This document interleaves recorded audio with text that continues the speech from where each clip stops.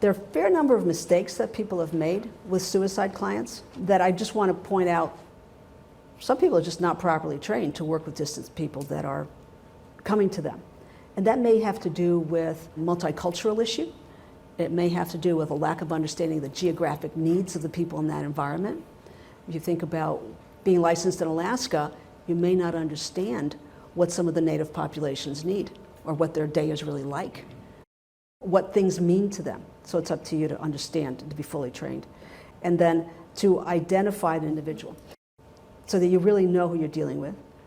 And then identify the local collaborators that you can rely on. And that could even be the police department. It could be a religious leader. It could be somebody that you have contact with in that environment. And then you need to have the proper releases. Yes, sir. No question. Local contact. Does the patient or client need to identify for you? Yes. Who that is? Right. We have them do that. Okay. Yeah. And that should be in a format that you have documented in. It's in the informed consent. Right. You have to understand what to look for.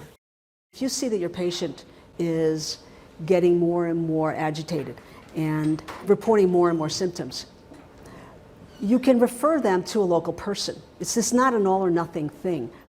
Some people think I'm going to take somebody online and then I'm going to have to only work with them online. That's not the case in our regular practice. You might accept somebody into your regular practice and all of a sudden realize that you can't work with them. You refer them on to somebody else. If you start with somebody in person and you migrate them to an online practice, you might just say, well, every third or fourth or 10th session, depending on what you know to go on with this person, I'd like you to come back in person. We'll talk about it. So keep open. Don't get rigid about I'm online or offline. Because hopefully, just like I'm on the phone, I'm not on the phone with you, I might email you, I might not email you. Just keep open to the possibilities.